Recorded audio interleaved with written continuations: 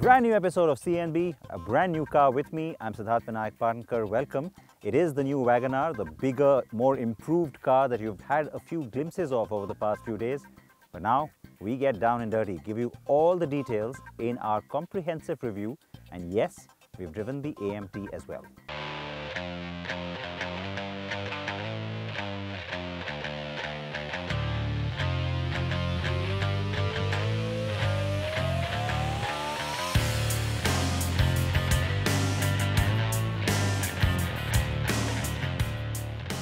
A brand new Maruti Suzuki Wagon R, and this one is rather exclusive. I say that since it's been developed just for India and is not like the Japanese Wagon R, for instance. That is because unlike the K car spec Wagon R, the one we've got is now bigger, much bigger. That is primarily because it moves to the company's Heart-Tech platform that also spawns the Swift, Ignis and other siblings. What this does is allows the car to not just be bigger in size and cabin terms, but also in muscle and therefore design terms too. Now, from my first look video from the launch of this car, I got a lot of interesting comments from a lot of you, and I have to say the same thing happened when I posted pictures on Twitter. I said that it's nice to see that the Wagon R has finally gotten a little bit good looking. It's got some sculpting in the metal that's been possible because of the wider track. The car is wider, and so, you know, they had more room to play with, especially here in the shoulder where you could kind of come out and do something. And all of you kind of piled on me and said, hold on a second, it looks like a bread box. What are you comparing it to? Because if you're comparing it to a Chevrolet Corvette, yes, you'll be disappointed. Compare it to the last Wagon R. I mean, do you ever see good looks and Wagon R in the same sentence? It never happened. It's finally starting to happen, and that's because you have more character in the face. You've also got a little style that's been thrown in. I mean, look at the way this metal element comes into the headlamp. Even the bumper has been kind of sporty in its profile and style. And then, of course, that sculpting, you've got that. It's not too exaggerated. It kind of enhances the wheel arches over here as far as that line is concerned. And then you've got this very specific line that travels through the shoulder and then up into the tail lamp, and then a little bit of a floating roof feel with the black element back here. Now, is it the best build quality? No, but again, just compare to the last Wagon R. Even at the back, the car looks nice and wide. The vertical tail lamps finally work, and just that sense of the fact that the car has gotten bigger is just so pronounced. And I think, given the customer who likes this kind of a car, who wants a tall boy, well, they're finally going to get a little bit of style, a little bit of panache as well. That's not a bad thing. Not bad at all. If I want to nitpick, the wheels are too small and bigger ones would have made the car look much better. As also a thicker rear overhang, which would have helped proportions somewhat better. In general though, I like the design and the sense of width and interior space it implies. The height is terrific too, and you'll soon see why. But first, let's get this baby on the road.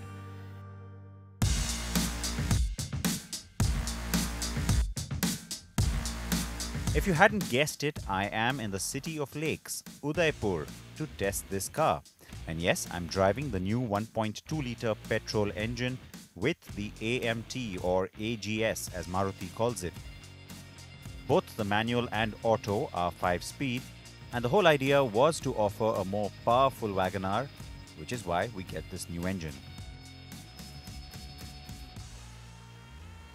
Now, I've spent half a day driving this car, and I can tell you that it's just miles ahead of where the last Wagon R was. I mean, you expect that with each new generation.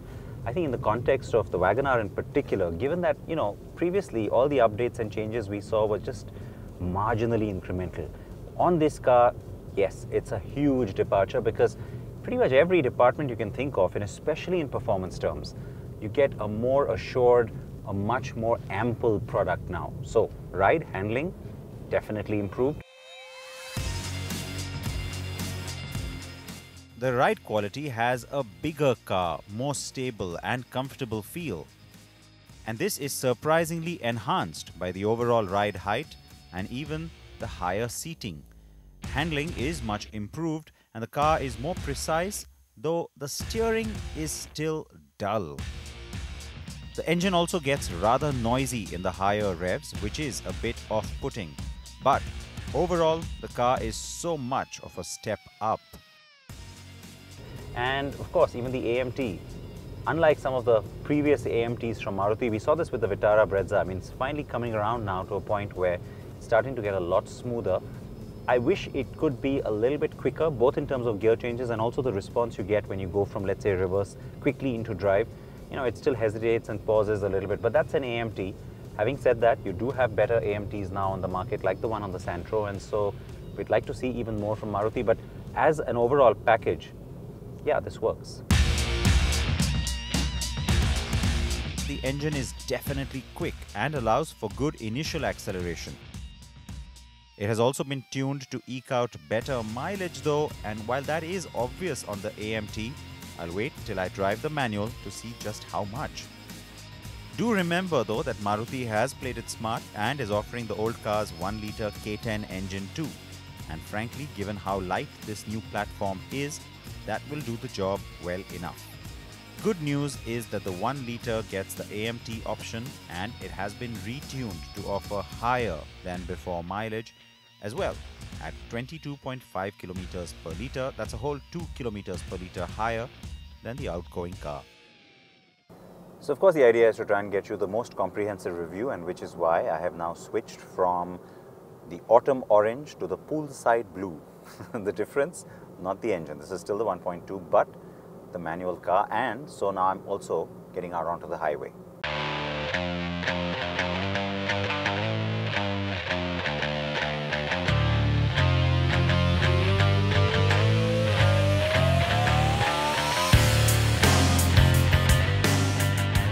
The manual transmission is still the 5-speed box we've been used to, but it is on the manual more than the AMT that you appreciate the higher position of the gear shifter.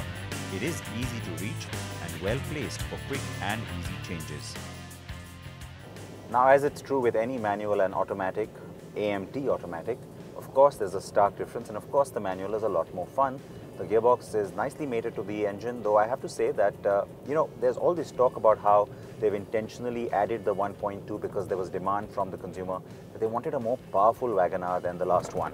Well, it is more powerful than the last one, but don't misconstrue that to mean that it's some kind of a highway monster. It's still a good urban family car. It's not really trying to be anything else. And while, like I said, it is faster, it starts to sort of top off at about 90 kilometers per hour, gets there pretty quickly on the highway too now, I've seen.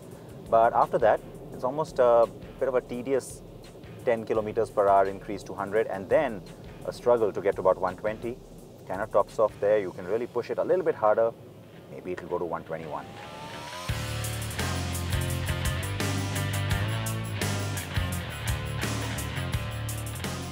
So while it is all very obviously tuned towards higher mileage, I am not disappointed by all of that in the least. This is not necessarily a high-speed cruiser, is it? It is quite purpose-built, and I believe as Wagon R customers and their needs go, it does the job very well. Does that mean I can't be greedy? Of course not. I would definitely have liked to see more happening, especially on the 1.2 K12 version. Fatter tires, a tighter steering, now that would have been great. Now, in the past, many people always called Maruti cars tin cans. I know some of you have called this one that too, but having said that, it's really a massive step away from those cars now. I mean, it's the new generation of Maruti cars. So with the hard-tech platform, I'm quite confident that this car is therefore a lot better. Now, the better build quality, of course, shows up in the dynamics. I've been saying that already, but it's not just about that. I mean, it's also about the safety and the ratings of those safety features. The better build quality, well, the reason I say that is not just because of the hard-tech platform. It's also because of what Maruti's been doing. It's been investing in all of that. You have the new crash lab that it has of its own. And going by the previous cars, because I don't have an official star rating for this car yet, but going by what's been happening with the more recent models at Maruti, I have to say I feel pretty confident about how this car would be a lot better built than the last Wagon R. Now time to jump inside where a lot is new.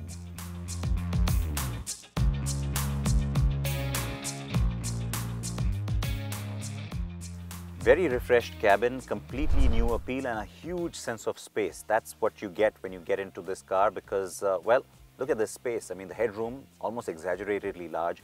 You get a good sense of legroom and easy ingress and egress. So that's all really nice. Also what you expect from the Wagon R, but certainly much better than the last car. The same is true of the materials and the color palette.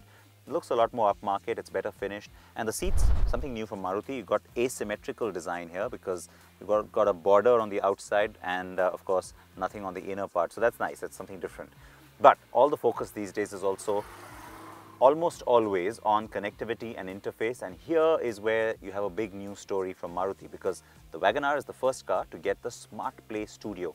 That is the new interface. It moves away from the last system you saw in pretty much every model.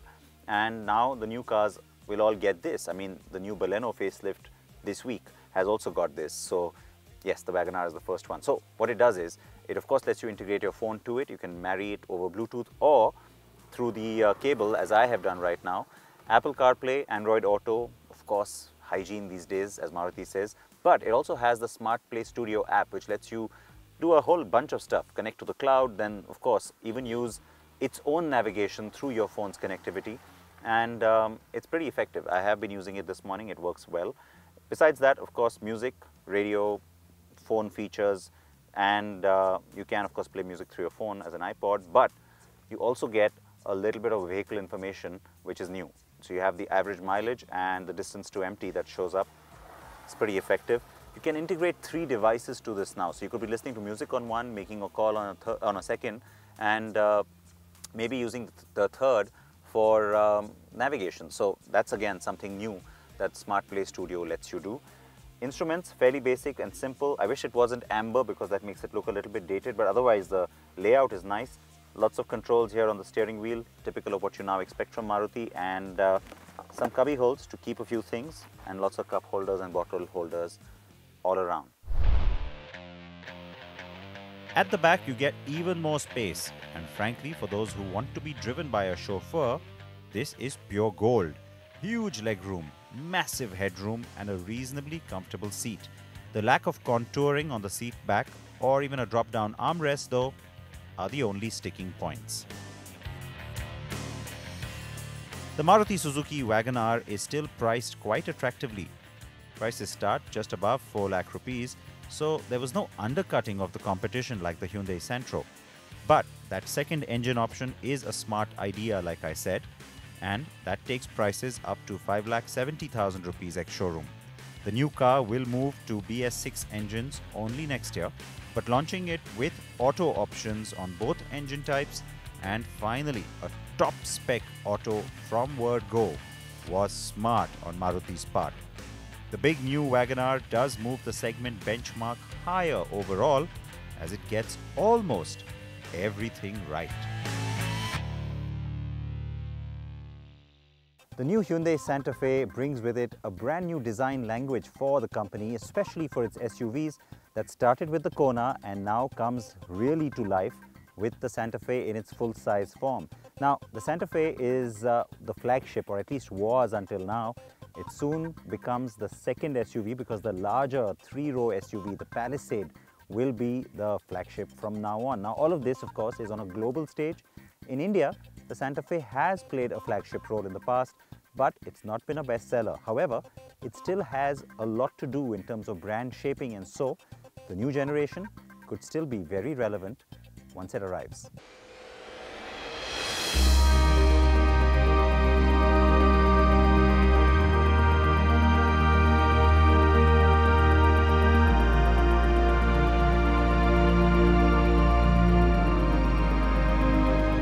The 2019 Hyundai Santa Fe is immediately and obviously a better car over the previous model that it replaces. This is apparent visually, but goes beyond that as well. The car is redesigned from the ground up as part of Hyundai's global strategy to expand and hone its SUV range. The Santa Fe, as the oldest nameplate there, sits at the center of that strategy. That is why after the new Kona of the existing models, it is the Santa Fe that gets the new design language, and it's got the kind of looks that will make you stop and take a second glance.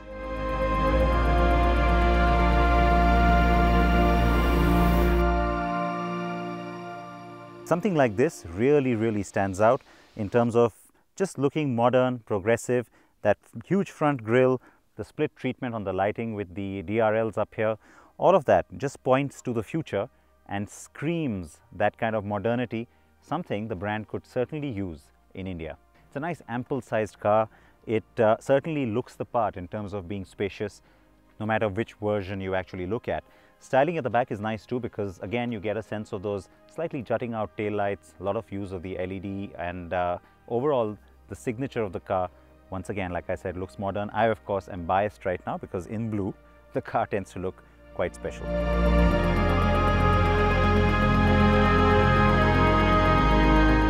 That color is called Stormy Sea, if you please. The car with me is the America spec model in the mid SEL trim.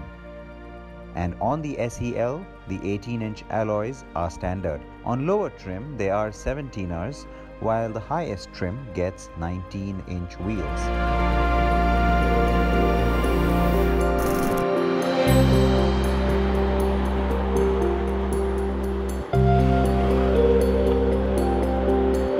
So this variant of the Santa Fe with me sports Hyundai's 181 bhp 2.4-litre GDI engine. Besides giving you a lot of power, it's also nice and torquey, and the gearbox is an 8-speed automatic.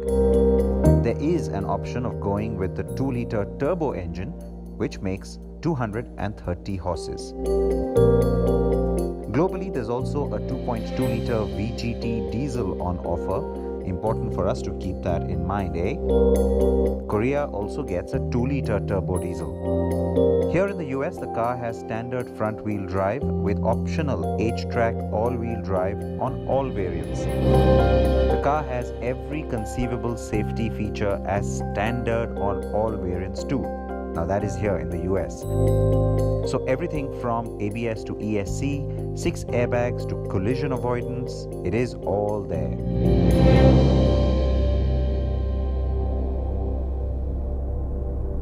Now until the Palisades comes out as Hyundai's big, massive flagship SUV, it is the Santa Fe that has to play that role. It's also a high volumes driver for the company in many markets, especially here in the US, and so it's not surprising to see the new generation really loaded with all the bells and whistles. You've got the touch screen, you've got all the connectivity options, you've got the cameras all around, you've got the virtual cluster, driving modes. Interestingly, the eco mode on this is called Smart, but of course you get comfort and sport, and yeah, I think that's the whole point, that this is going to be the car that sort of pampers you just a little bit. And in an Indian context, if it was to come in, it would of course be limited in terms of its volumes, and so it'll have to be the top end fully loaded trim anyway, which would look a lot like this.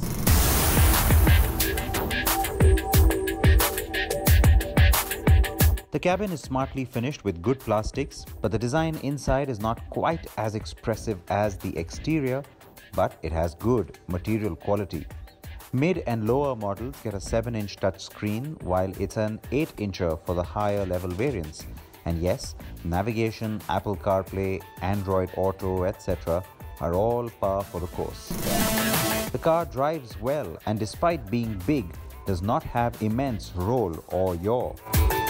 The steering is better than on the previous car, and even the handling has come up higher now on the new Santa Fe. Cornering is much better, and on the whole, the Santa Fe is more dynamic than before. The gearbox is also well mated to this engine, though I am told it feels quicker on the 2-litre turbo, which is also the more powerful engine and therefore way more fun to drive. Well, I'm not complaining too much. Now, the official line from Hyundai has been for some time that we may not get the new generation of the Santa Fe. Having said that, we've had 2 generations of it in the past, so there's no reason why a flagship SUV as good looking as this one should not come in, even if it means limited volumes, because it creates a great pull factor for the brand.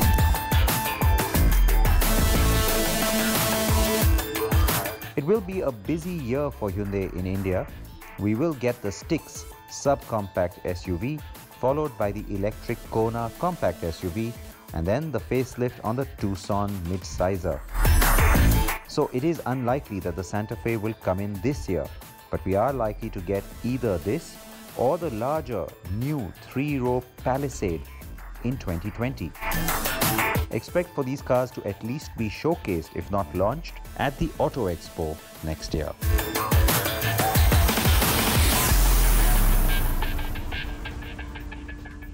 And with that, we come to the end of today's episode. Please react to the new generation of the Santa Fe and also, of course, the big new Wagon R as they're calling it. You know how you can reach us, and you have to promise, please wear your seatbelts or your helmets. Bye-bye.